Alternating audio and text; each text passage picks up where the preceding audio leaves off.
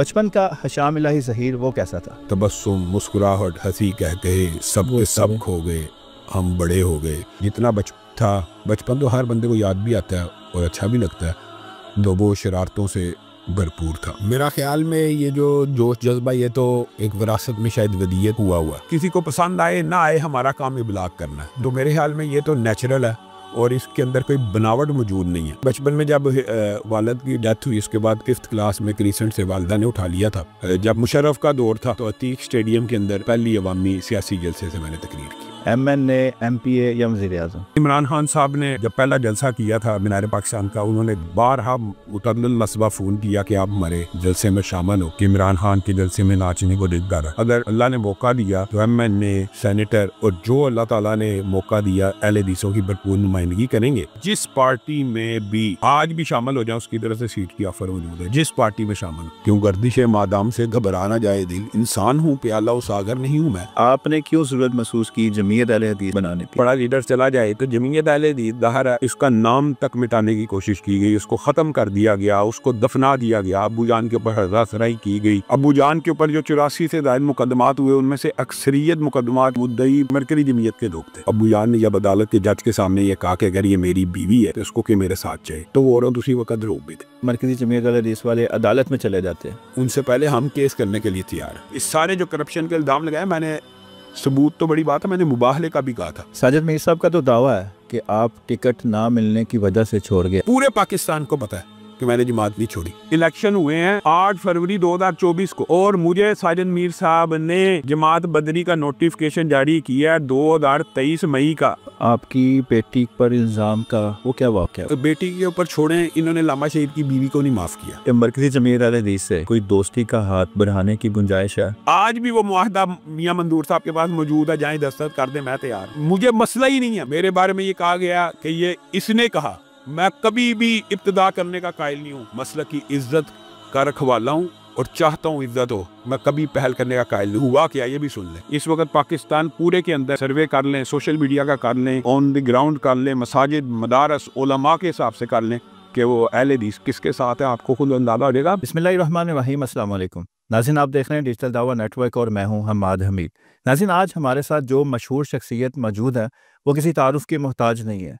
वो सियासी लिहाज से, समाजी लिहाज से, वो मजहबी लिहाज से अपना तारुफ रखती है। वो सियासत हो या कोई इस्लाम हो या मज़हब का कोई काम हो, वो सबसे ज़्यादा नुमायाँ शख्सियत आपको पाकिस्तान में नज़र आएंगी। मेरी मुराद अल्लामा हशाम इलाही ज़हीर जो आज हमारे साथ मौजूद है। अस्सलाम वालेकुम। वालेकुम अस्सलाम व रहमतुल्लाहि व बरकातहू। अल्लामा साहब, मरहबा। अल्लामा साहब कैसे हैं आप? ठीक है? अल्लाह का करम, अल्लाह का एहसान। मिजाज कैसे हैं आपके? अल्हम्दुलिल्लाह, अल्लाह का एहसान है। सबसे पहले हम अल्लामा साहब का शुक्रिया अदा करेंगे कि अल्लामा साहब ने हमें टाइम दिया और इतने शॉर्ट टाइम में, कि उन्हें आज ही मैसेज किया और उन्होंने आज ही टाइम दिया कि आप आधे पॉडकास्ट के लिए। अल्लामा साहब, मेरी टीम की तरफ से आपको बहुत बहुत शुक्रिया। अहलन व सहलन। अल्लामा साहब, हम शुरू करेंगे कि आज का तो हमने अल्लामा हशाम इलाही ज़हीर देखा है, उसका जज्बा, उसका जोश और अवाम के लिए जो उसका जज्बा है वो हमने देखा है।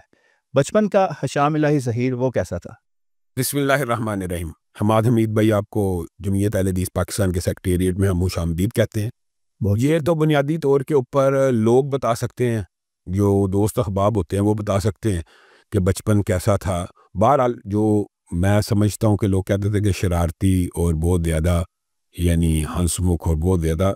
लेकिन बात यह है कि पै दर पे हादसात ने, मेरी उम्र 8-9 बरस थी जब वालिद मोहतरम शहीद हो गए। ये एक बच्चे के लिए तो बहुत बड़ा धचका होता है, लोगों के लिए तो वो एक बहुत बड़े लीडर थे और बहुत बड़े आलम दीन थे। लेकिन एक बाप बेटे के ताल्लुक के एतबार से तो 8-9 साल के बच्चे को ऐसा ही महसूस होता है कि उसका बाप फोत हो गया और उसको इस चीज़ से कोई सरोकार नहीं होता कि उसका बाप कितना बड़ा आदमी है या लीडर है। तो फिर कुछ अर्सा 4-5 साल के बाद वालिदा भी दुनिया से चली गई।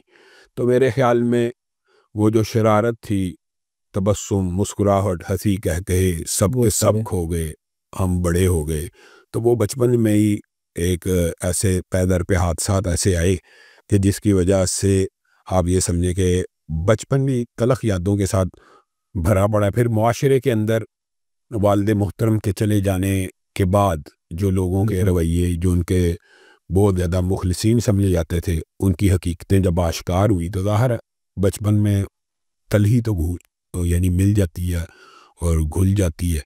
तो बहरहाल फिर भी जितना बचपन तो हर बंदे को याद भी आता है और अच्छा भी लगता है, तो वो शरारतों से भरपूर था। ठीक है, बचपन के बाद जवानी में जब आपने कदम रखा तो क्या आपकी वो शख्सियत, मतलब जो तकरीर अभी आप करते हैं, जोश जज्बा है, जवानी में भी यही था? मेरा ख्याल में ये जो जोश जज्बा ये तो एक विरासत में शायद वदीयत हुआ। तो वो दूसरी बात ये है कि जोश और जज्बे के साथ जो तकरीर करना है ये सुन्नत भी है। ये रसूलुल्लाह सल्लल्लाहु लोग खामखा इस बात के ऊपर एतराज़ करते हैं कि आप ऊंची आवाज़ से, आप गुस्से के अंदर बात कर रहे होते हैं। खुद रसूलुल्लाह सल्लल्लाहु अलैहि वसल्लम के बारे में सही हदीस से साबित है कि आप जब गुफ्तगू करते थे तो आपकी रगें फूल जाती थी और चेहरा लाल हो जाता था और आप हमें जहन्नुम से ऐसे डरा रहे होते थे कि जैसे खुद देख रहे हैं। तो ये अंदाज और अतवार, वैसे धीमे अंदाज भी आजकल चलते हैं और लोग धीमे अंदाज को भी पसंद करते हैं, लेकिन ये बंदों की अपनी अपनी चॉइस होती है। मेरे ख्याल में अल्फाज का जो उतार चढ़ाव होता है या उसके अंदर दबाव डालने से भी जो ये मुहावरात हैं कि गुफ्तगू बाद लोगों जादू जैसे होती है, तो किसी को पसंद आए ना आए हमारा काम इबलाग करना है। तो मेरे ख्याल में ये तो नेचुरल है और इसके अंदर कोई बनावट मौजूद नहीं है। और मैं अमूमी तौर पे मैंने लोग कोई बहुत बड़े बाप का बेटा हो तो अमूमन कोशिश करता अपने बाप को कॉपी करने की, तो मैंने अपने वालिद मोहतरम के नज़रियात को तो कॉपी किया और फॉलो किया है, लेकिन मैं ये समझता हूँ कि मैंने उनकी तकरीर की कॉपी नहीं की। तो ये जो मेरा अंदाज़ है ये नेचुरल है, तो फितरती तौर के ऊपर। ज़िंदगी की सबसे पहली तकरीर वो कब की थी? क्रिसेंट मॉडल FSC में मैं पढ़ता था तो एक कंपटीशन था, नहीं बल्कि उससे भी पहले MQ फाउंडेशन। बचपन में जब वालिद की डेथ हुई उसके बाद 5th क्लास में क्रिसेंट से वालिदा ने उठा लिया था और उन्होंने कहा कि आपने अब हिफ़्ज़ करना है। हिफ़्ज़ के बाद दौरान हिफ़्ज़ भी मुझे याद नहीं मैंने तकरीर की। मैं MQ फाउंडेशन में 8वीं क्लास में दाखिल हुआ तो एक इंटर स्कूल कंपटीशन था, उसके अंदर पहली दफ़ा तकरीर की थी, उसमें मेरी 3rd पोजीशन आई। उसके बाद मैंने FSC क्रिसेंट मॉडल स्कूल से ही की, पहले 5 क्लासें भी क्रिसेंट से पढ़ी थी, तो क्रिसेंट के अंदर एक दफ़ा तकरीर की। तो बहुत ज़्यादा तकरीर बिल्कुल नहीं की, या लोग ये समझते हैं कि शायद बचपन से मुकर्रर थे। उसके बाद मदीना यूनिवर्सिटी के अंदर जब दाखिल हुआ तो एक तलबा का कन्वेंशन था, वहाँ तकरीर की। फिर मदीना यूनिवर्सिटी से वापस आके तकरीर का और खिताबत का कैरियर शुरू किया। ठीक है, ये आपकी वो अवामी जलसे में पहली तकरीर, स्टेज पर खड़े होकर। अवामी जलसे पे पहली जो तकरीर है ना, बाद लोग इब्तिसाम भाई की बहुत सी तकारीर हैं जो उसको मेरे साथ गुड मुड कर देते हैं। अवामी बड़े जलसे की जो पहली तकरीर थी वो अतीक स्टेडियम में थी। 2001 के इलेक्शंस के ऊपर, 2003 का इलेक्शन था, हाँ 2003 में था इलेक्शन, जब मुशर्रफ का दौर था, तो अतीक स्टेडियम के अंदर पहली अवामी सियासी जलसे से मैंने तकरीर की। सैकड़ों जमातें पाकिस्तान में मौजूद है, सियासी, मजहबी और कई और सियासत के अलावा भी जमातें मौजूद हैं। अहले हदीसों में देखें तो मरकज़ी जमीयत अहले हदीस मौजूद थी, तो फिर आपने क्यों ज़रूरत महसूस की जमीयत अहले हदीस बनाने की? बुनियादी तौर पे हमाद हमीद भाई, जमीयत अहले हदीस को बनाने का और बहाल करने का मकसद वही है, वही नुक्ता नज़र था जो ज़रूरत अल्लामा ihसान लदीई शहीद ने मरकज़ी जमीयत के होते हुए जमीयत अहले हदीस को बनाने में महसूस की। अल्लामा ihसान लदीई शहीद के ऊपर वो जिस जमात के थे, यानी तब उनकी ज़िंदगी में भी तो मरकज़ी जमीयत मौजूद थी, लेकिन उनके ऊपर मुकदमात हुए। बजाय ये कि उन मुकदमात में इस अहले हदीस लीडर का साथ दिया जाता, अपनी ही जमात के लोग उन मुकदमात के मुद्दई बनने में तैयार हुए। अबू जान के ऊपर जो 84 से ज़ायद मुकदमात हुए उनमें से अक्सरियत मुकदमात के मुद्दई मरकज़ी जमीयत के लोग थे, और हत्ता के जो अबू जान के ऊपर कत्ल का मुकदमा हुआ उसका तो मुस्तफ़ा खर वगैरह ने मुद्दई बने। जो औरत का अबू के ऊपर जादी मुकदमा दर्ज किया गया उसके मुद्दई भी मरकज़ी जमीयत के अफराद थे, और उस औरत ने अदालत में ये बयान दिया कि मुझे फ़लाँ फ़लाँ बंदे ने पैसे दिए थे कि मैं कहूँ कि मैं आपकी बीवी हूँ। अबू जान ने जब अदालत के जज के सामने ये कहा कि अगर ये मेरी बीवी है तो इसको कि मेरे साथ जाए, तो वो औरत उसी वक्त रोक भी थी, और उस औरत ने उसी वक्त कहा कि मैं क्यों जाऊँ, मुझे तो पैसे दिए थे कि अभी मुझे साथ भेजने की कोई डील ही नहीं हुई। तो उसी वक्त उनका सारा भांडा भी फूट गया। तो अबू जान ने इस बात की ज़रूरत को महसूस किया कि ये ख़ास तबका फ़िक्र और ख़ास नज़रिए के लोग हैं जो सिर्फ सरकारी है, जो सिर्फ दरबारी, और अबू जान उनको कहते भी सरकारी दरबारी बुल्ला कहा करते थे। ये एक तरीका बाब है ना, लोगों के सामने अगर कबूतर की तरह आंखें बंद कर लो या शतरवुर की तरह मट्टी में सर डालने से हकायक नहीं बदलते।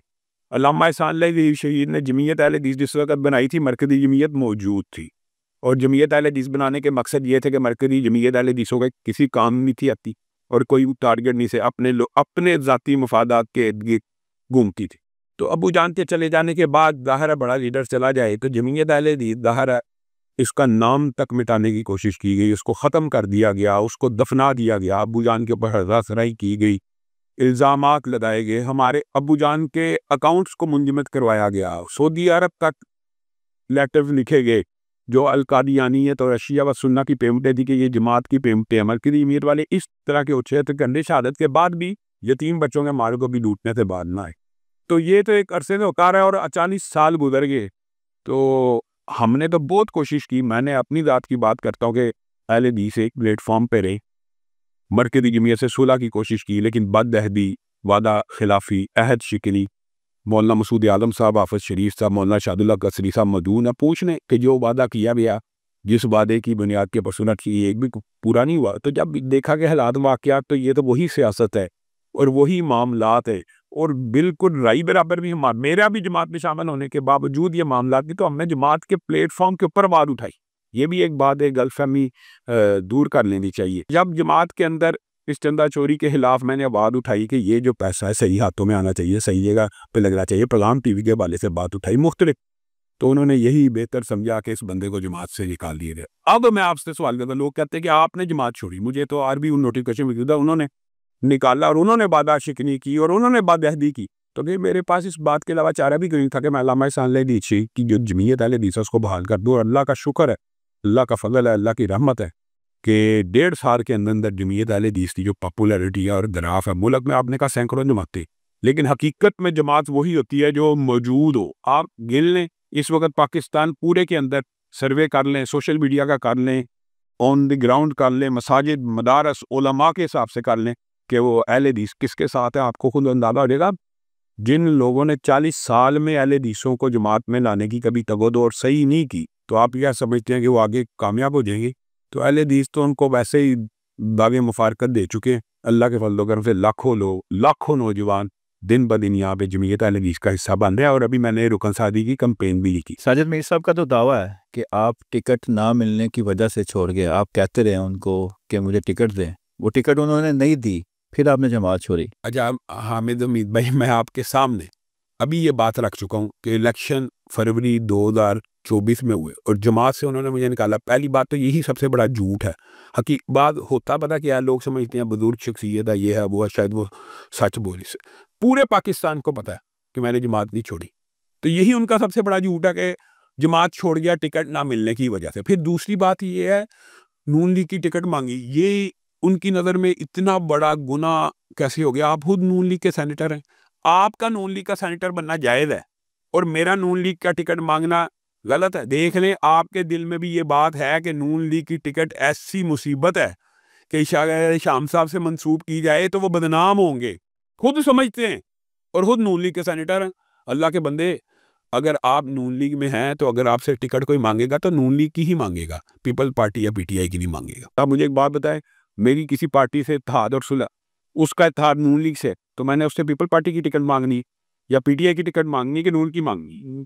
लेकिन एक बात ये कि अगर मैं मांगूं भी तो मेरा हक है।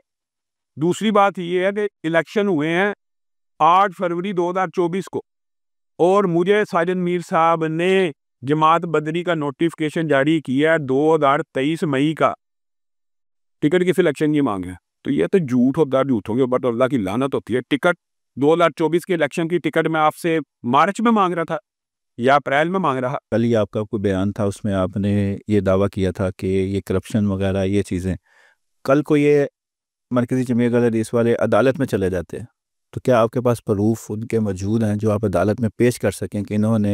मैं आपको एक बात बताता हूँ, अगर आप इस तरह की बात करेंगे तो अल्लाह के फजल करम से प्रूफ मौजूद है। मेरा भाई है, भाई था ज़ियाउर-रहमान शहीद, वो मेरे पास आया जमीयत अहले हदीस में। उसकी शमूलियत की वजह ये थी कि उसने कहा था कि जामिया अबू बकर की ज़मीन हाफिज़ अब्दुल करीम के पास मौजूद है और आज भी मौजूद है और उसके वरसा फौत नहीं हुए, उसके बहनोई मौजूद है। आप पूछ लें, इससे बड़ा क्या सबूत है? उनके पास मौजूद है, आज भी उसके ऊपर कब्जा किया हुआ है। वो मेरे पास आया था कि आप मेरा ये मुकदमा लड़ेंगे। मैं कहा मैं लड़ूंगा। अल्लाह ताला ने उसको ज़िंदगी नहीं दी, वो शहीद हो गया। नहीं तो मैं अल्लाह के फजल करम से डरने वाला नहीं, मैं उसके साथ डट के खड़े होना था और आज भी खड़ा हूँ जामिया अबू बकर के साथ।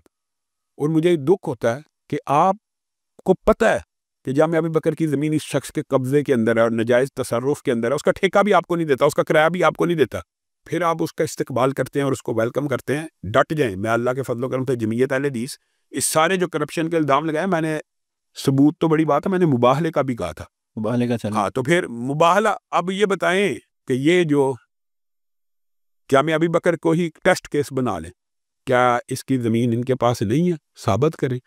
वो तो उनके मुद्दे कागजात हैं। जिस बंदे ने दी है 20-25 साल गुजर चुके हैं हड़प करके बैठे में। तो अगर केस होगा तो अल्लाह के फजल करम से हम उनसे पहले हम केस करने के लिए तैयार हैं। आपकी बेटी पर इल्ज़ाम का वो क्या वाक़या है? वो तो मेरे ख्याल में वो तो पर्सनल, बेटी के ऊपर छोड़ें, इन्होंने लामा शहीद की बीवी को नहीं माफ़ किया। अब लोग पूछते हैं अगर ये बातें तो बुत शिकन, आज बाद लोगों का ख्याल ये है कि शामिल ज़हीर ने जो बातें की हैं इसकी वजह से लामा शहीद के ऊपर इल्ज़ाम लग रहे हैं। जिस वक्त मैं बच्चा था बुत शिकन छपा, उस वक्त तो मैं छोटी उम्र का था, तब तो नहीं। तो बुत शिकन किसने लिखा, किसने लिखवाया, किसने रिसाले में छापा, किसने किताबी शक्ल में लोगों के घर पोस्ट किया? उस वक्त मसला था इब्तिसाम साहब के साथ इसकी रिफ्ट थी।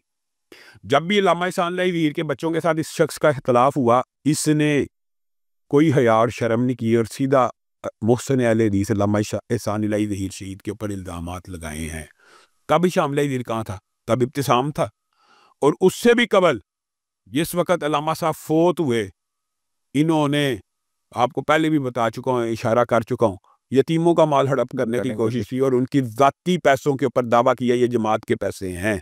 ये मुकदमात, ये हर चीज़ें आज भी मौजूद हैं। हमने अगर ज़ुबान को बंद रखा हुआ है कि आपकी जो जाली इज़्ज़त लोगों के सामने, जाली तकवा आपका मशहूर है, आपको कुछ दिन तो काट सकता है, लेकिन अगर आप हकीकी दुनिया में आएंगे।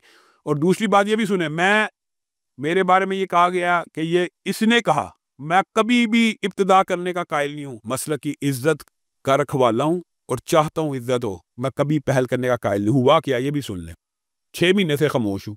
KPK की तकरीर हुई, तकरीर के बाद हर जगह पजीराई हुई, इनसे वो पजीराई हजम नहीं हुई। इन्होंने जवाद नकवी के साथ लगानी तस्वीरें और वहाँ पे गाली गलोच और फिर यही इल्ज़ामात जिसकी तरफ आपने इशारा किया ये लगाना शुरू किए। इंसान कितनी को देर बर्दाश्त करता है गाली? आप बताएं। मैं भी इंसान हूँ, क्यों गर्दिश मादाम से घबरा ना जाए दिल। इंसान हूँ, प्याला उसागर नहीं हूँ मैं। इंसान उस वक्त जज्बात में आ जाता है और आपको गालियाँ दिन भर रात, और फिर ये कहते हैं उसने नहीं दी। और भाई आपकी जमात के जिम्मेदार हैं, आपकी जमात के ओहदेदार हैं जो गालियाँ दे रहे हैं, जो बदजुबानी कर रहे हैं और फेसबुक के ऊपर उनकी पोस्टें मौजूद हैं और उनकी गालियाँ मैं समझूंगा इनकी हैं। साहब तो फिर वो, अगर मैं इस मैदान में मुकाबला करना नहीं चाहता इनका। मैं चाहता हूँ कि जमात की तरक्की, अरूज, मसाजिद, मदारस, कारकर्दगी की बुनियाद के ऊपर मुआवजा करें। लेकिन अगर ये समझते हैं, असल में एक मिजाज बन गया। हुआ क्या, 40 साल से किया क्या इन्होंने? जिस मर्जी आलम दीन की इज्जत की धज्जियाँ उड़ा दो, जिस मर्जी आलम दीन को बुरा भला कह लो, जिस मर्जी आलम दीन के ऊपर गंदे गलीज इल्ज़ामात लगा दो। इन्होंने समझा ये भी वही है, इल्ज़ामात लगाएंगे जमात तो खामोश होकर अपनी इज्जत बचाने के लिए। इज्जत आपको बचाने की ज़रूरत है, मुझे ज़रूरत नहीं है। अल्लाह के फजल करम से मुआशरे में जिस बंदे की इज्जत होती है, लोगों को उसका इदराक और शऊर होता है। आपके गंदे गलीज इल्ज़ामात अगर आप लगाएंगे तो मेरे पास क्या ऑप्शन है? आप बताएं।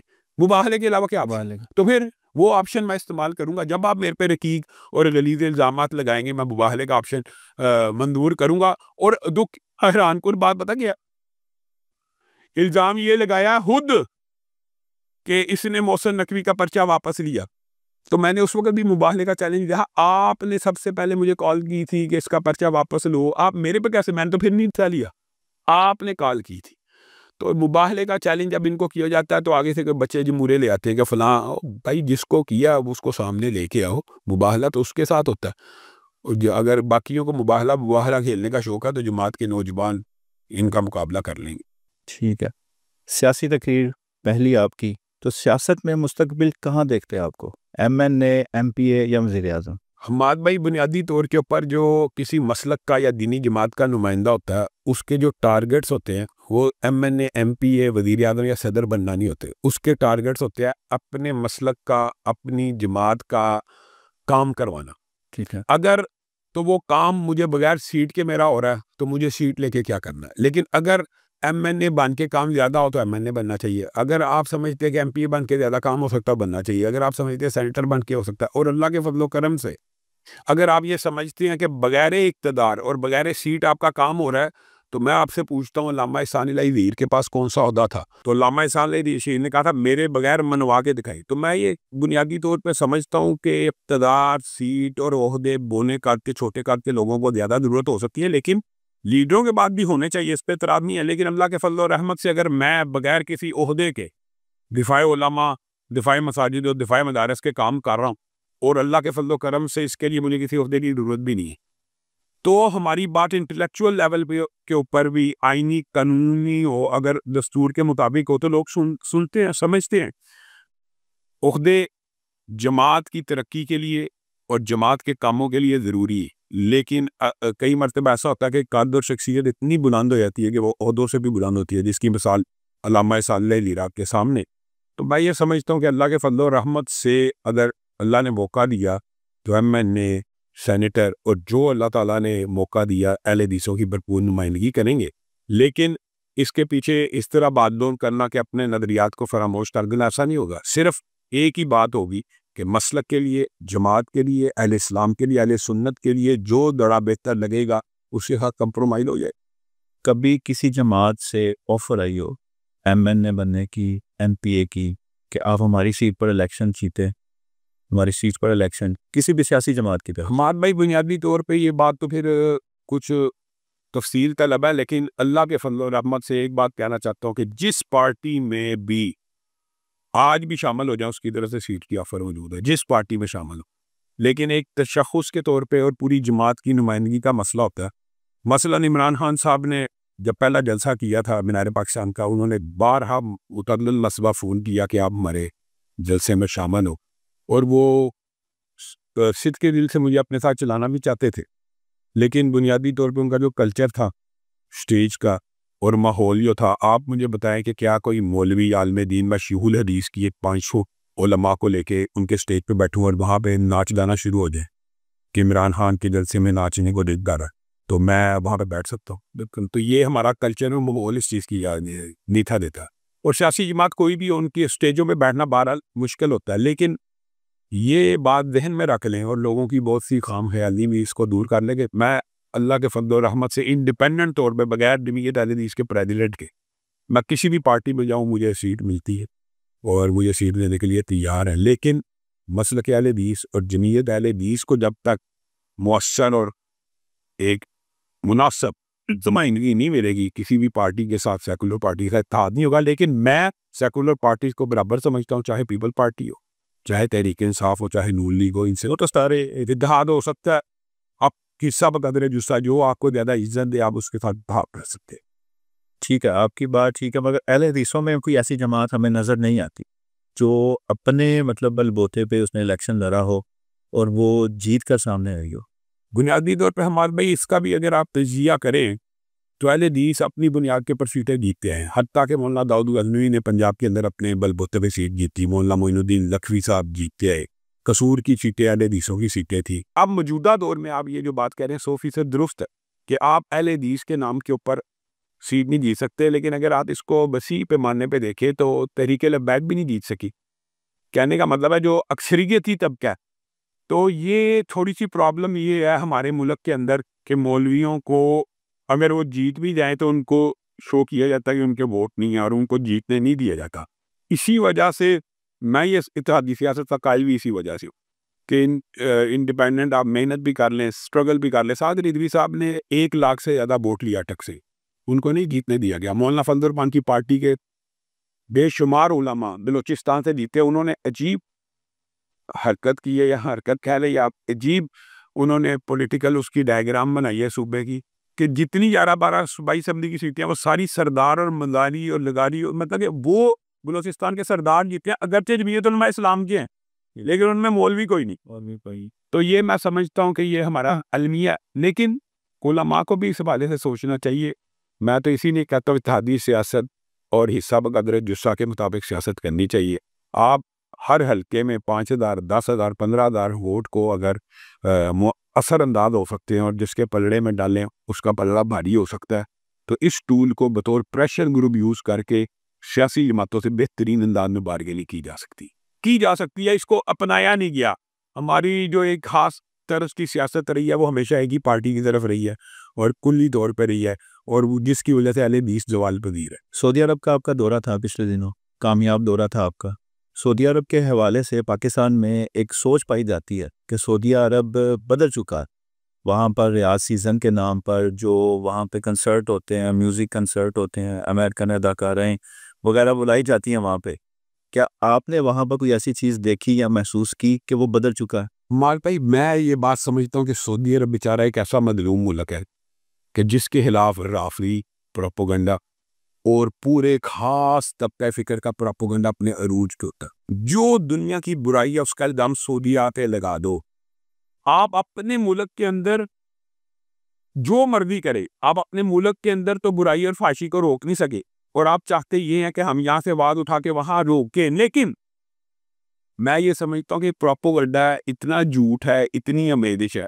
तब्दीलियाँ आई होंगी तो क्या हम तब्दीलियों के हामी, क्या हम फाशी और यानी कि हम फाशी और यानी कि हामी नहीं। हम इस चीज़ के हामी हैं कि एक मुल्क, मुझे आप बताएं, सऊदी अरब ने पाकिस्तान का हर मौके पे साथ नहीं दिया, पैसा नहीं दिया, माल नहीं दिया। तो एहसान का बदला एहसान होता है कि एहसान फरामोशी होता है। यानी जो मुल्क मुश्किल में आपको पैसे दे रहा है, आप उसके शुक्रगुजार नहीं है, उस मुल्क के शुक्रगुजार हैं जो आपके ऊपर हमला कर रहा है, मिसाइल हमले कर रहा है, उसका आप साथ दें। और जो मुल्क हर मुश्किल में आपके साथ खड़ा हो, अभी सऊदिया का जो किरदार है फ़लस्तीन के मामले में, अभी जो सऊदिया का किरदार है ट्रंप के बयानों के मामले में, बताएं और किस मुल्क ने ये किरदार अदा किया? कोई और मुल्क आपको नजर आता है? सऊदी अरब हो गया, कुवैत हो गया, बहरीन हो गया और फिर कतर हो गया। इन्हीं ममालिक ने ये मुजाहिदीन का मामला भी सेटल करवाया। और यही जिस तरह फ़लस्तीन, वो कहाँ गए वो जो कहते थे हम बदला लेंगे, इस्माइल हानिया शहीद हुआ और उसका बदला किसने करा? वो चंद पटाखे छोड़े जो वहां पहुंचने से पहले ही बुझ गए, और ये कर देंगे वो कर देंगे। मैं तो ये समझता हूँ, मैं ये मेरी ज़ाती राय है, हो सकता है इख्तलाफ हो। ये नूरा कुश्ती ईरान की, अमेरिका की और इसराइल की एक अरसे से जारी है।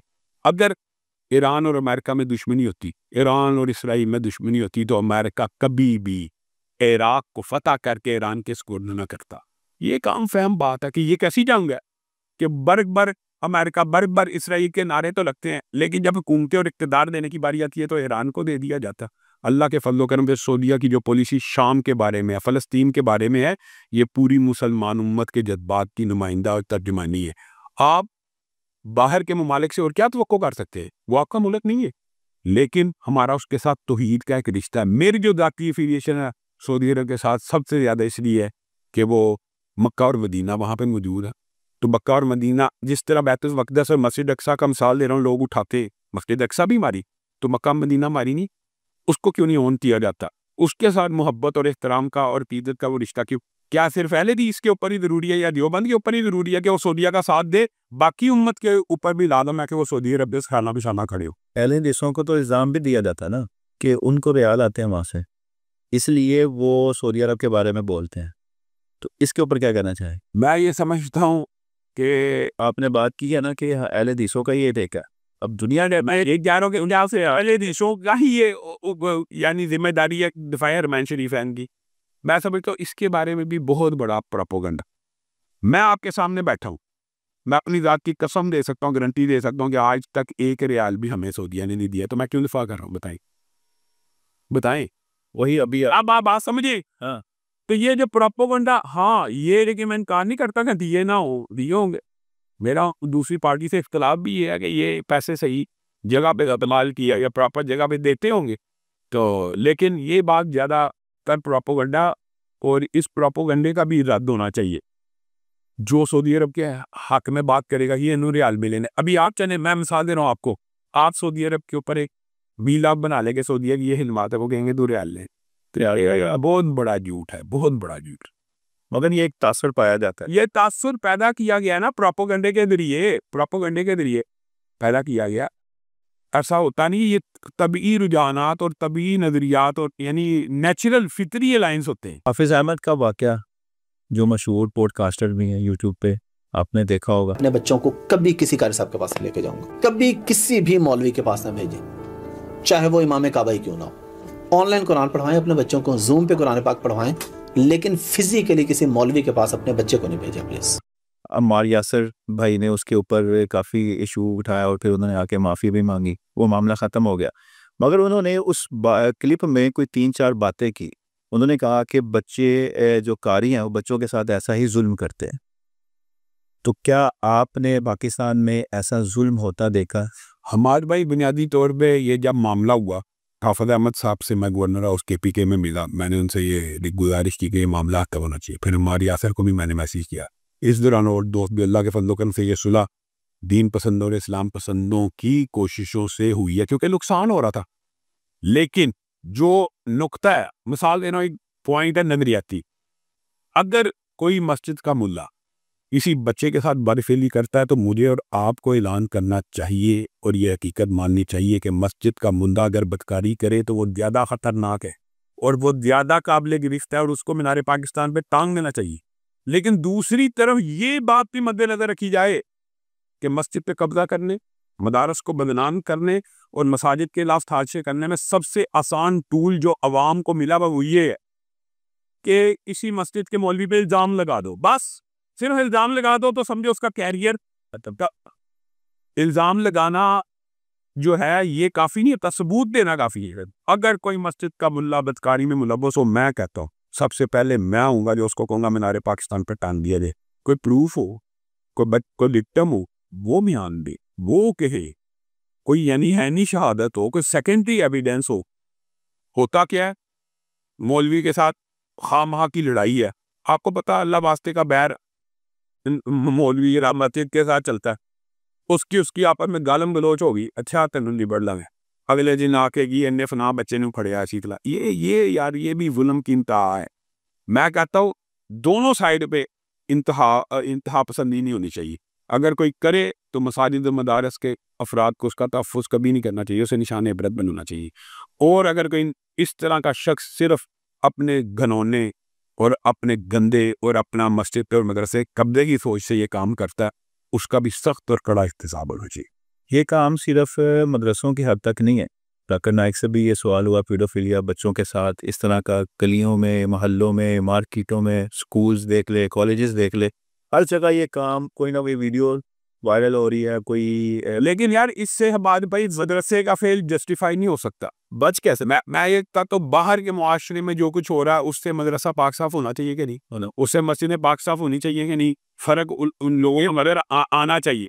बल्कि मैं तो ये आर्ग्यूमेंट भी लोग पेश करते हैं कि देखें जी यूनिवर्सिटियों में क्या हो रहा है। भाई यूनिवर्सिटियाँ तो है ही सेकुलर निज़ाम तालीम, उधर तो होना ही है, उधर पे अखलाकियात का जनादा है, उधर तो हया है ही नहीं है।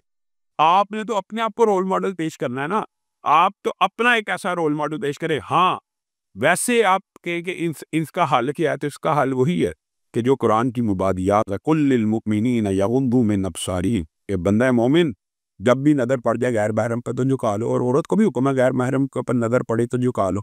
लेकिन हमारे माशरे में ऐसे स्कॉलर मौजूद है जो नज़र झुकाना तो बड़ी दूर की बात है, हमारे भाई टीवी के ऊपर बैठ के कहते हैं चेहरे का पर्दा ही नहीं है, चेहरा जो हुस्न का मरकज़ है उसका पर्दा ही नहीं है। तो इसके बारे लोगों को अवेयर करने की ज़रूरत है, दलाइल देने की ज़रूरत है कि अल्लाह के बंदो रसूलुल्लाह सल्लल्लाहु अलैहि वसल्लम ने मुगीरा बिन शुबा की हदीस में जो औरत को देखने की इजाज़त दी है, क्या वो चेहरा देखने की दी है कि बरहना देखने की?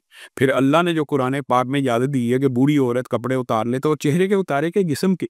तो ये बहरहाल ये आप जब तक शुरू से जो इस्लामी तालीमात हैं उनके मुताबिक अगर मुआशरे को नहीं बनाएंगे तो ये फितना फैलेगा, ये फितना फैलेगा। मुफ्ती तारिक मसूद, उनका एक क्लिप वायरल हुआ जो तकरीबन आज से भी 4 हफ्ते पहले ये यूट्यूब पे लगा।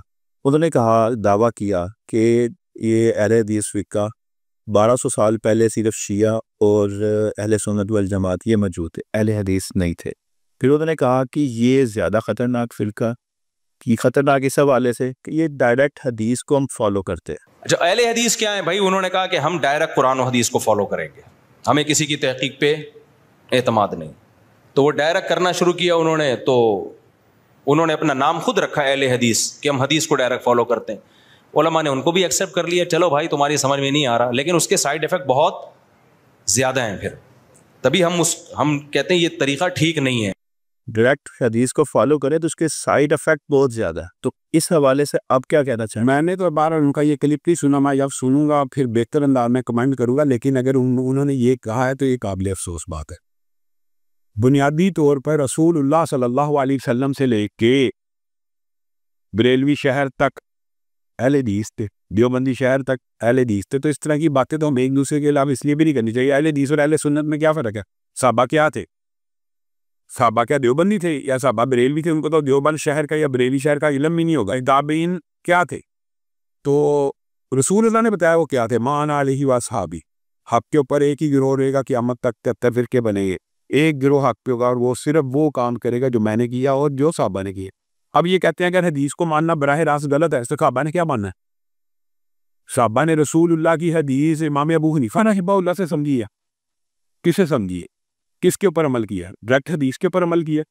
ताबईन ने हदीसों के ऊपर डायरेक्ट अमल किया कि नहीं? तो जो उम्मत का बेहतरीन तबका वो बराह रास्त हदीसों पे अमल करने वाला है, और आज भी उम्मत का बेहतरीन तबका वही है जो बराह रास्त हदीस पे अमल करेगा। ये बात याद रखे, उम्मत का बेहतरीन तबका बराह रास्त रसूलुल्लाह की हदीस और सुन्नत को मानता था, और क़यामत तक वही तबका बेहतरीन है जो बराह रास्त रसूलुल्लाह की हदीस और सुन्नत को। हाँ, ये बात हो सकती है कि हदीस की इंटरप्रिटेशन में कोई इख्तलाफ हो जाए, वो सहाबा का भी हुआ। तो आपस में फ़इन तनादा तुम फ़ी शैइन, अगर तनादा हो गया फरुद्दूहु इला अल्लाह और उसके रसूल की तरफ लौटा दिया जाएगा, और उसका एग्जैक्ट कंटेस्ट जो है वो पढ़ा जाएगा।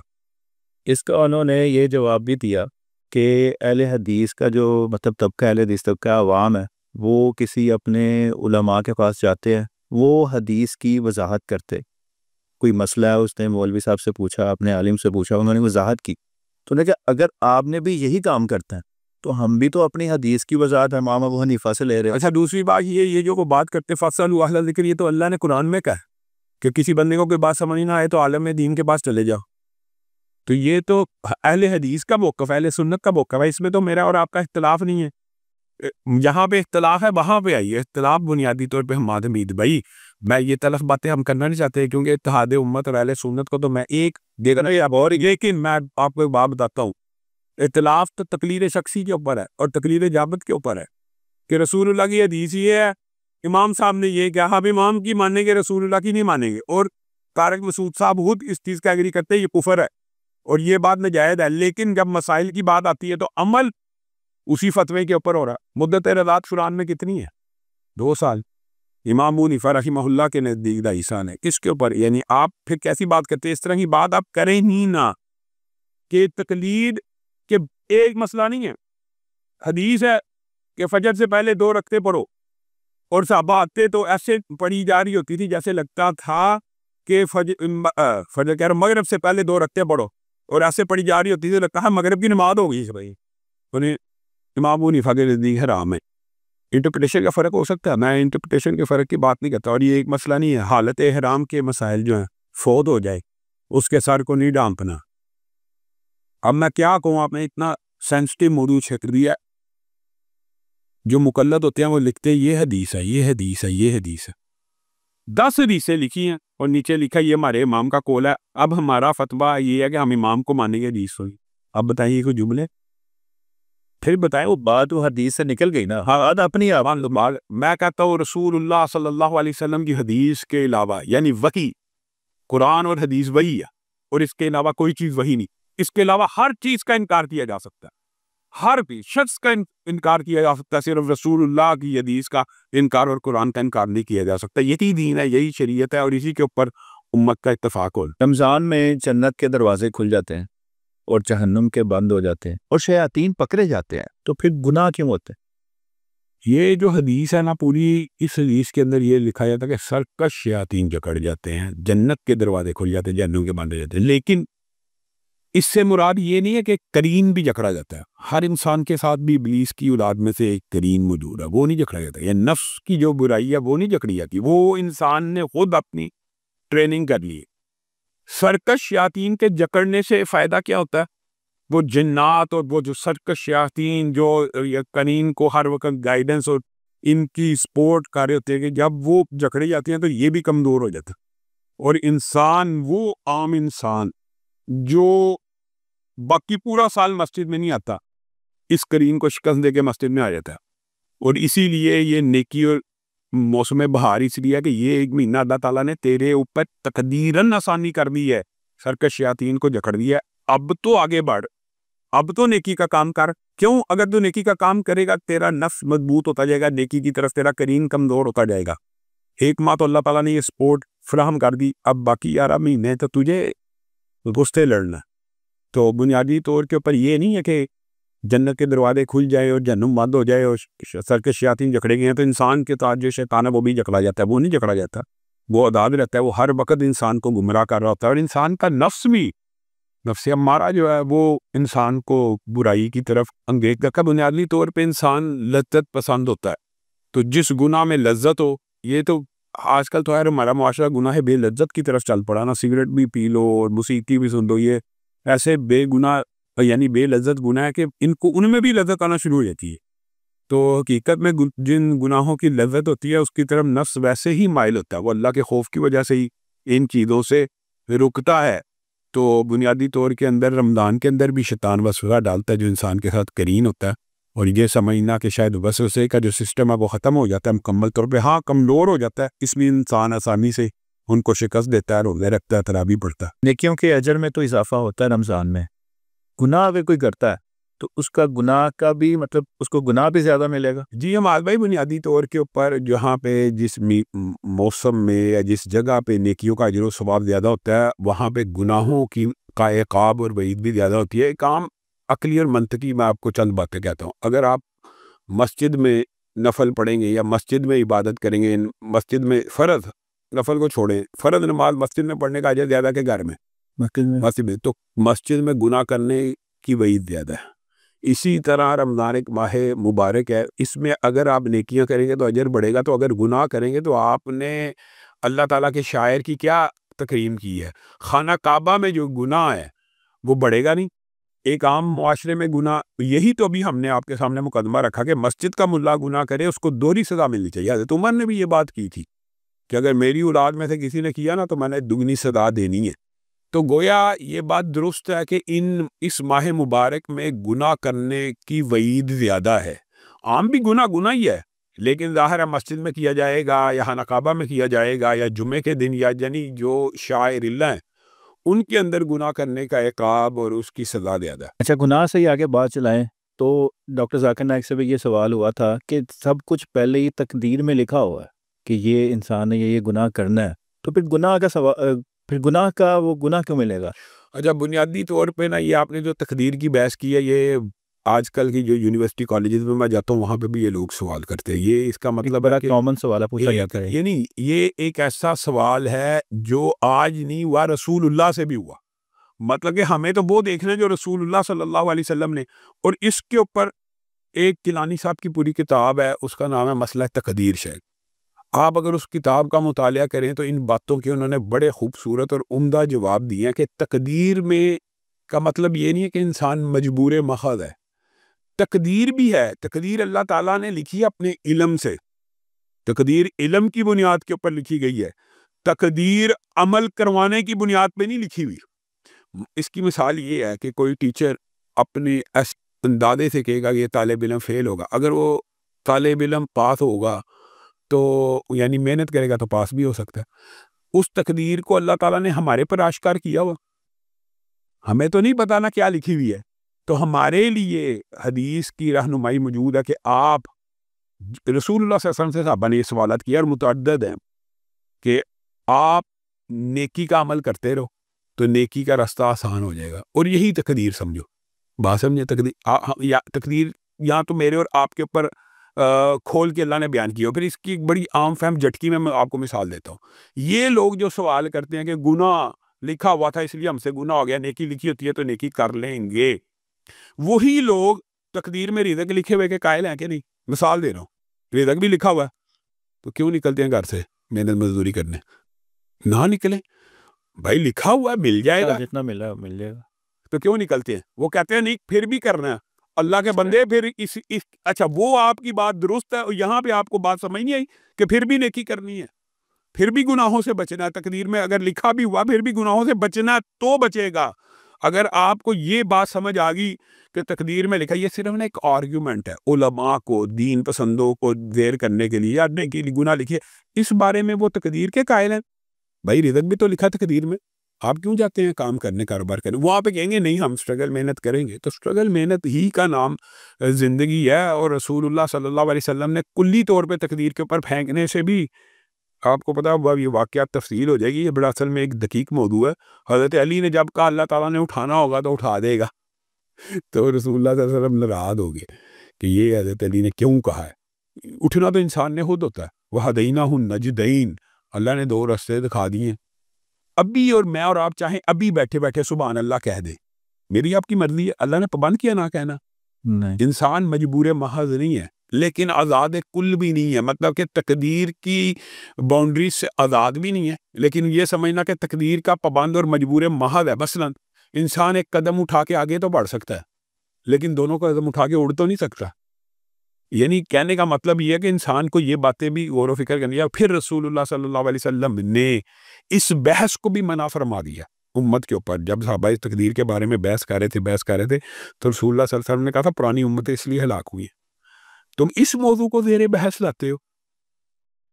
और ये बात हकीकत है कि तकदीर के ऊपर ईमान लाना ज़रूरी है, और उसके ऊपर ईमान लाए बगैर हमारा ईमान भी मुकम्मल नहीं होता। तो अल्लाह रब्बुल इज़्ज़त ने अपने इल्म की बुनियाद के ऊपर रिजल्ट लिखा है, और इसीलिए अल्लाह ताला ने ये भी इंसान को समझाने के लिए बहुत सी बातें हैं, ये भी कह दिया ताकि बंदा मायूस ना हो कि तकदीर को भी दुआ टाल देती है, और जो टलनी है उसका भी अल्लाह को पता है। लेकिन ये अल्लाह ताला ने सिस्टम बनाए हुए हैं कि मसलन एक बंदे की ज़िंदगी में लिखा हुआ है तकदीर में कि इतने बज के इतने मिनट पे इसका हादसा होना है। वो तकदीर के रजिस्टर्ड फरिश्तों के पास हैं, वो हादसे के वक्त आए हैं कि हादसा होगा, अल्लाह ताला के अमूर है।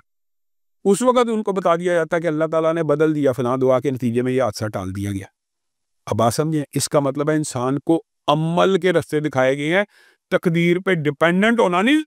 इस्लाम सबसे पहले इस चीज़ को कंडेम करता है कि कोई इंसान ये सोचे कि मैं तकदीर के ऊपर डिपेंडेंट हूँ। तकदीर के ऊपर डिपेंडेंट कहाँ होना है? जब इंसान मायूसी का शिकार हो जाए, गम का शिकार हो जाए, मुसीबत का शिकार हो जाए, रहनुमा असूल वजूद है, वहाँ पे इंसान के अल्लाह ने लिखी थी परेशानी आजमाइश तकदीर के अंदर, ये एक अलग बाब है। तो यहाँ पे डिपेंडेंट नहीं होना कि अल्लाह ने चूंकि तकदीर में लिख दिया मैंने अमल करना ही नहीं, अब मैंने नेकी करनी है। इमाम काबा शेख अब्दुर्रहमान सुदैस ने रमज़ान शेड्यूल का ऐलान किया अभी। उन्होंने इस पिछले 2-3 साल से 10 तरावीह हो रही है, और ये पाकिस्तान में भी पिछले साल भी मौजू काफ़ी हॉट रहा। इस दफ़ा भी ये इशू वायरल होना शुरू हो चुका है। तो ये क्यों ना ये 8 या 20 तरावीह का ये मसला ही ख़त्म किया जाए। उसमें सऊदी मुफ्तियान के भी फतवे मौजूद हैं। उन्होंने कहा कि आप 20 की बजाय 100 पढ़ लें, आपको इसके ऊपर कोई गुनाह नहीं है। तो ये पाकिस्तान में ये चीज़ 8 और 20 की अभी तक बहस क्यों चल रही है? बुनियादी तौर पे हमारे भाई ये 8 और 20 की बहस नहीं है, वो तो 8 और 3 11 रकत, 13 रकत और 20 रकत का मसला, या आप समझ लें 23 रकत का मसला। एक बात याद रखें कि खाना काबा में होने वाला अमल हुज्जत शरई नहीं, हुज्जत शरई दलील वही इलाही है। रसूलुल्लाह सल्लल्लाहु अलैहि वसल्लम से सही हदीस से साबित है कि आप रमज़ान गैर रमज़ान, पूछा माँ आयशा से ये, या रमज़ान गैर रमज़ान 11 रकत पढ़ा करते थे, बाद दीगर रवायात में 13 रकत का जिक्र मौजूद है। यानी वितरों को एक्सटेंड करना, 3 की जगह 5 पढ़ लिए, 1 पढ़ लिए। एक वितर के भी अहले हदीस आपको पता स्कूल ऑफ थॉट करे जाते हैं। उन्हीं कायल है, अहले हदीस स्कूल ऑफ थॉट कायल है। सैयदना अमीर मुआविया की रवायत भी है। अच्छा, दूसरी बात ये है कि ये जो झगड़ा है, अगर ये झगड़ा आप समझते हैं, आप अगर 20 को भी मुतय्यन ना करें तो कितने मर्जी कोई बंदा नफल पढ़ता जा रहा है, पढ़ता रहे।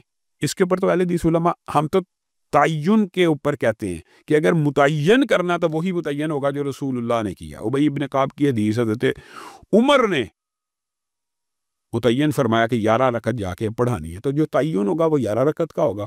और अगर बगैर तय्युन पढ़नी है तो आप जितनी मर्जी पढ़ ले, इसके ऊपर एतराज़ नहीं। लेकिन आप तय्युन भी इसका करते हैं, ये कुरान और सुन्नत से कहाँ साबित है? ये कहते हैं वहाँ से साबित है जी कि हज़रत उमर के दौर में पढ़ी गई थी। कहाँ पढ़ी गई थी, किसने पढ़ाई? किसी अमल का वकूअ पज़ीर होना उस अमल की दलील नहीं होता। दलील ये है कि हज़रत उमर ने पढ़ाई थी या हज़रत उमर के हुक्म पे हुई थी, उस दौर में कहीं पे पढ़ी गई थी। वैसे तो रवायत भी ज़ईफ़ है, लेकिन मिसाल दे रहा हूँ, सच्ची भी मान ली जाए तो कहीं पे पढ़ी जाने से साबित नहीं होता। ये अदद रसूलुल्लाह सल्लल्लाहु अलैहि वसल्लम की पूरी ज़िंदगी में एक मरतबा भी 20 रकत साबित हो, हम पढ़ने के लिए तैयार है, हमें कोई इतराज़ नहीं। अहले हदीस का तो स्कूल ऑफ थॉट ही है, आपको पता। पैसे अगर कोई पढ़ता जाकर 20 तरावी मैं उसका सवाब मिलेगा। अदद का तयन न करे, अदद का तयन न करे। 20 पढ़ ले एक दिन 23 पढ़ ले एक दिन 28 पढ़ ले एक दिन 11 पढ़ ले, और इस नीयत से पढ़े कि ये मैं सुन्नत समझ के ना पढ़ी, नफल समझ के पढ़ता रहे, कोई मसला नहीं। एक बंदा अपने लिए तादाद मुकर्रर कर सकता है, ये भी बताऊं कि मैंने अल्लाह 100 रकत नफल पढ़ने हैं अपने लिए मुतय्यन मुआशरे के लिए नहीं, अपने लिए इंसान ये अदद मुकर्रर कर सकता है, इसमें कोई हर्ज की बात नहीं। लेकिन फिर इंसान उस अदद को मुकर्रर करने के बाद एक अरसा गुजर जाए तो ये कहे ये सुन्नत नहीं है, ये आपका इज्तिहाद है और नहीं आपकी जिद्दोजहद है। देखियो में कोई भी इंसान जिद्दोजहद कर सकता। मियाँ बीवी का रमज़ान में हम बिस्तरी इस्लाम में मना है। अगर वो हम बिस्तरी कर लेते, गलती हो जाती है, 60 मस्कीनों को खाना खिलाना या रोज़े रखने, अगर एक शख्स है वो ना रोज़े रख सकता है ना नहीं रख मस्कीनों, सकता, अगर गुनाह किया उसका कफारा तो अदा करना चाहिए। फिर 60 मस्कीनों को खाना खिलाना, जो मस्कीन का ताम है, वैसे तो मुहद्दिसीन का इस बारे में है कि बंदे को अपनी जेब के मुताबिक मस्कीन को भी खाना खिलाना चाहिए, लेकिन एक मस्कीन का खाना कितना को महंगा होता है, आप बात बताएं ना। तो फिर ये 60 मस्कीनों को तो खाना खिलाना लाजमी, उसको ये सहूलत नहीं देनी चाहिए। बाद लोग ये कहते हैं कि रसूलुल्लाह सल्लल्लाहु अलैहि वसल्लम का वो वाक़या कि एक शख्स से हो गया तो रसूलुल्लाह सल्लल्लाहु अलैहि वसल्लम ने कहा 60 मस्कीनों को खाना खिलाओ, उन्होंने कहा मेरे पास अपना खाने के लिए नहीं, 60 रोज़े रखे। उसने कहा मेरे से एक रोज़ा बर्दाश्त नहीं हुआ तो 60 रोज़े। फिर रसूलुल्लाह सल्लल्लाहु अलैहि वसल्लम ने वेट किया, खजूरें आई तो कहा अब ये मैं तुझे तोहफा देता हूँ, तू बांट दे। उसने कहा किसको बांटूं, मेरे से बड़ा मिस्कीन कौन है। तो इस हदीस से ये इस्तेदलाल करना कि बंदा जो ना दे सके वो नहीं, उसने 60 मिस्कीनों के पैसे जमा करने हैं, उसने ये स्ट्रगल मेहनत करनी है। 60 मिस्कीनों का मैं मिसाल दे रहा हूँ, 150 रुपये का अगर एक मिस्कीन का खाना हो, 200 लगा लें यार, तो आप ये खुद बताएं कि 60 मिस्कीनों के खाने के पैसे उसको जमा करने होंगे। और ये हर गरीब से गरीब आदमी, उम्मत का गरीब से गरीब बंदा 1 2 3 माह स्ट्रगल मेहनत करके पैसे जमा कर सकता है, और यही कफ़ारा है कम अज़ कम, वरना तो 2 माह के रोज़े रखे। मतलब कफ़ारा फौरी नहीं है, पैसे जमा करे तो नहीं है, इतनी तो इजाज़त होती है कि अगर उस वक्त जेब में नहीं है फिर तो मजबूर है। अच्छा लामा साहब, आज कोई भी मसला, सर दर्द है या कोई भी इशू बनता है, सबसे पहले चीज़ होती है पैनाडोल खा लें। बेशक, मगर हजूर सल्लल्लाहु अलैहि वसल्लम के दौर में या सहाबा के दौर में तो पैनाडोल नहीं थी, वहाँ पे वो तब वो हकीम होते थे, वो इलाज होता था। मगर आज कोई ऐसा वजीफ़ा कि कोई भी चीज़, बीमारी है, कोई जिस्म दर्द है, सर दर्द है, कि बंदा वो फौरी पढ़े और उसका असर भी हो। हज़ारों वीडियोस मौजूद हैं यूट्यूब पर, लोग लगाते हैं, मगर नीचे लोगों के कमेंट्स होते हैं मैंने पढ़ी है मगर मुझे कोई उसका फ़ायदा नहीं हुआ। तो कोई आपकी ज़िंदगी का तजर्बा, कोई ऐसा वजीफ़ा? हामिद भाई, बुनियादी तौर पे मैं आपको एक बात बताता हूँ।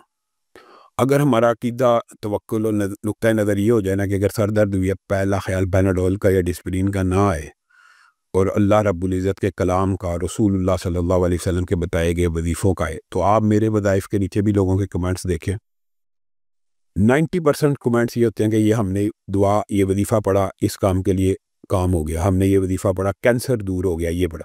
लेकिन इसका मतलब ये नहीं होता कि कैंसर का वजीफ़ा बताया तो कैंसर हॉस्पिटल बंद कर दिया जाए। बाद लोग समझते हैं शायद इसका मतलब ये भी मुगालत है।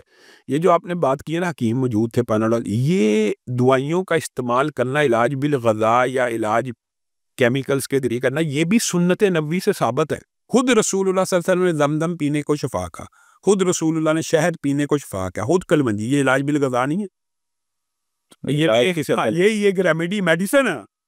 और इसके अलावा भी रसूलुल्लाह सल्लल्लाहु अलैहि वसल्लम से बेशुमार हदीस मुख्तलिफ साबित है। तो मैं ये समझता हूँ कि जो बंदा इस चीज़ को ट्विस्ट करता है कि जनाब कलामुल्लाह में शिफा नहीं है, वो बड़ा लोगों को धोखा देता है। मैं ये समझता हूँ कि जब इंसान के सारे दर बंद हो जाएं, डिस्प्रिन, पैनाडोल, कैंसर की कीमोथेरापी भी बंद हो जाए, तो अल्लाह का दरवाज़ा खुला होता है। और मेरी ज़िंदगी का आप एक पूछते, यहाँ पे हमारे मरकज़ में हर इतवार को रुकिया शरिया कैंप लगता है, तहदीस नेमत के तौर पर फ्री होता है। यहाँ पे अल्लाह के फजल करम से कैंसर के मरीज़ शफायाब हुए हैं 4th स्टेज के। हत्ता के डॉक्टर अफ़ान कैसर के पास वो मरीज़ गया और रुपये, उसने कहा मुझे नहीं पता कैसे सही हो गया।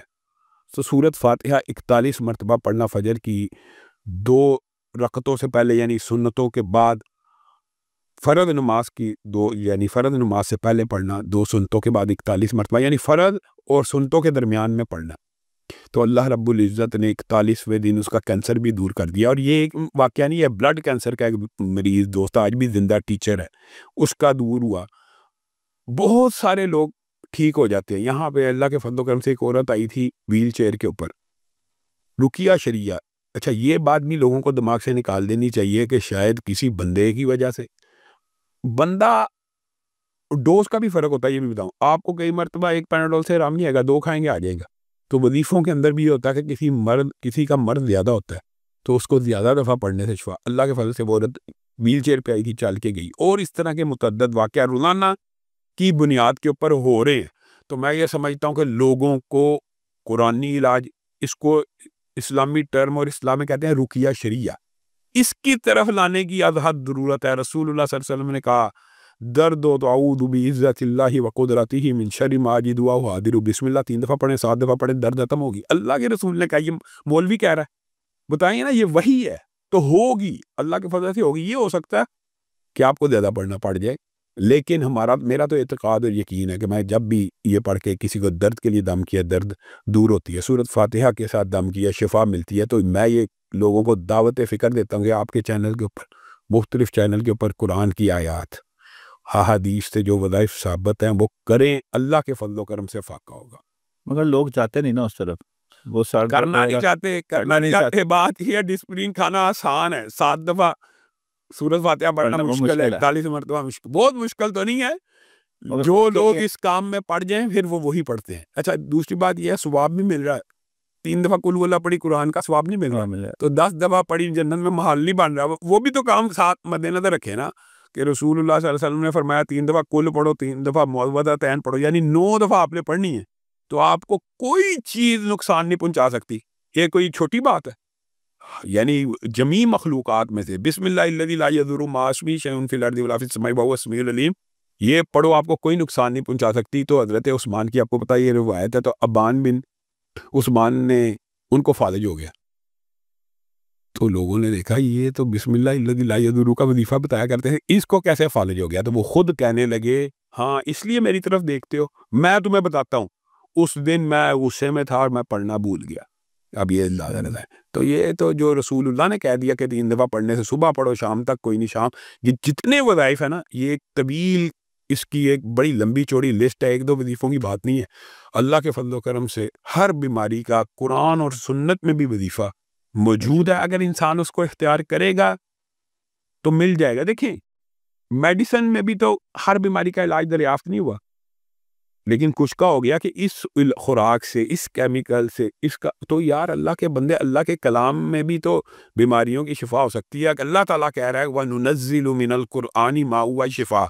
लोगों को ये, लेकिन आपने और मैंने तबलीग करनी, आप या इस आपके जरिए भी और आपने भी, कि अल्लाह के बंदे पढ़ने से मिलनी है, लटकाने से नहीं मिलनी। ना दमदम लटकाने से शिफा मिलती है, ना शहद लटकाने से, ना कलवंजी लटकाने से मिलती है, तो खाने से और उनको पीने से मिलती है। इसी तरह कुरान को भी लटकाने से नहीं मिलनी, पढ़ने से मिल जानी। अब कुछ लोग होते हैं उसमें, मतलब उनका ये है कि हम वजीफ़े पढ़ के थक गए, हमने वजीफ़े कर के थक गए हैं, दुआएं हमारी कबूल नहीं होती। ये जो जुमला है ना, ये हमीद भाई, ये रसूलुल्लाह के दौर में भी था। रसूलुल्लाह ने कहा हर बंदे की दुआ कबूल होती है मगर उसकी जिसने जल्दबाजी की। कहा किसने जल्दबाजी की? कहा वो जिसने कहा मेरी कबूल नहीं होती, मेरी अल्लाह नहीं सुनते। अब मुझे एक बात बताएं, एक बंदा कि मेरी अल्लाह नहीं सुनता, तो उसकी किसने सुननी है? फिर बताएं, ये तो अकीदे की कमजोरी है ना। अल्लाह ही नहीं सुनता, ये अल्लाह ने ही नहीं सुननी, तो फिर सुननी किसने है? ये तो उसको अपने अकीदे की असर नो इस्लाह की ज़रूरत है। बाकी अगर कोई बंदा मायूस है कि वो समझता है कि मेरा काम नहीं हो रहा 5-5 6-6 महीने उसने किए हैं, मैं आपको एक बात बताऊं, उसको ये चाहिए कि वो इसमें आदम के वजीफे आपके चैनल पे वीडियोस में मौजूद है, इसमें आदम के वजीफे करे, इसमें आदम के 8 जो वज़ाइफ है मारूफ, वैसे तो 12 है, उनमें से एक वजीफ़ा मैं आपके प्रोग्राम की वसात से भी बताता हूँ कि बिस्मिल्लाहिर्रहमानिर्रहीम अलिफ लाम मीम अल्लाहु ला इलाहा इल्ला हुवल हय्युल क़य्यूम या वाहिद या ज़ल जलाली वल इकराम। किसी बंदे का कोई काम नहीं हो रहा, ये 313 मरतबा पढ़ के दुआ करना शुरू करे, 313 के बाद ये दुआ करना शुरू करे, अल्लाह के फजलो करम से काम होगा। और इस वजीफ़े के नीचे आप कमेंट्स पढ़ लें, लाखों लोगों के कमेंट है कि काम हो गया। हाँ, तो फिर मुझे पर्सनल एक बंदे ने मैसेज किया, उसने कहा कि ये लामा साहब से पूछ के बताना कि मैंने ये वजीफ़ा किया है और पता नहीं कितने महीने उसने बताया कि मैं इसको वजीफ़ा करता रहा हूँ। अब उसमें क्या, उसने कहा मेरा काम नहीं हुआ, अब उसमें क्या चीज़ हो सकती है? उसका अकीदा नहीं ठीक है, क्या ये बात नहीं। अच्छा ये बात सुन, रसूलुल्लाह सल्लल्लाहु अलैहि वसल्लम ने खुद ही भी ये बात फरमा दी है कि दुआ के 3 नतीजे हैं। बंदा मोमिन की दुआ रद्द नहीं होती। ये बात, पहली बात तो ये अकीदा कि अल्लाह ताला को पुकारा रद्द नहीं होता। क्या फिर वही बात जो तकदीर की भी हमने बहस की है थोड़ी सी। रसूलुल्लाह सल्लल्लाहु अलैहि वसल्लम ने फरमाया उसने 1 लाख मांगा, 1 लाख फौरी मिल गया। बंदे ने कहा मेरा काम हो गया। उसने 1 लाख मांगा, 1 लाख तो ना मिला, लेकिन तकदीर, किताबत तकदीर के दिन लिखा था कि इसकी आंख चली जाएगी, इसका बाजू कट जाएगा। अब 1 लाख ना मिला, लेकिन आंख चली जानी थी, बाजू कट जाना था, वो बच गया। अब आंख अच्छी है कि 1 लाख अच्छा है, बाजू अच्छा है कि 1 लाख अच्छा है, लेकिन इस चीज़ का इंसान को इदराक और शऊर नहीं है। तो अल्लाह के फजलो करम से जो बंदा अल्लाह से मांगता रहेगा। अच्छा, ये बात का जवाब हज़रत उमर ने भी दे दिया पहले ही। हज़रत उमर ने कहा जैसे तकदीर में ये बात लिखी है कि पानी पीने से प्यास बुझती है, खाना खाने से पेट भरता है, इसी तरह दुआ करने से कबूल होती है, क्योंकि अल्लाह दुआ की तौफीक ही उसे देता है जिसकी कबूल करनी हो। तो उसके आने वाले हादसात, उसकी ज़िंदगी की मुश्किलात टल रही हैं। और अगर ये 2 नतीजे ना हो तो रसूलुल्लाह ने फरमाया कल क़यामत का दिन होगा जिस वक़्त इंसान एक एक नेकी के पीछे भाग रहा होगा। उस दिन नेकियों के पहाड़ इंसान के सामने लाए जाएंगे। वो कहेगा अल्लाह ये क्या, ये तो मैंने की नहीं। तो रब ताला फरमाएंगे कि ये वो तेरी दुआएं हैं जो ज़िंदगी में कबूल ना की, इसलिए रखी हुई थी ताकि तू जहन्नुम से बच जाए। उस वक़्त इंसान कहेगा काश मेरी ज़िंदगी में एक दुआ भी कबूल ना हुई होती। तो असल कामयाबी तो अरब साल की ज़िंदगी है। तो ये इस अकीदे से दुआ करें, अल्लाह के फज़ल और रहमत से काम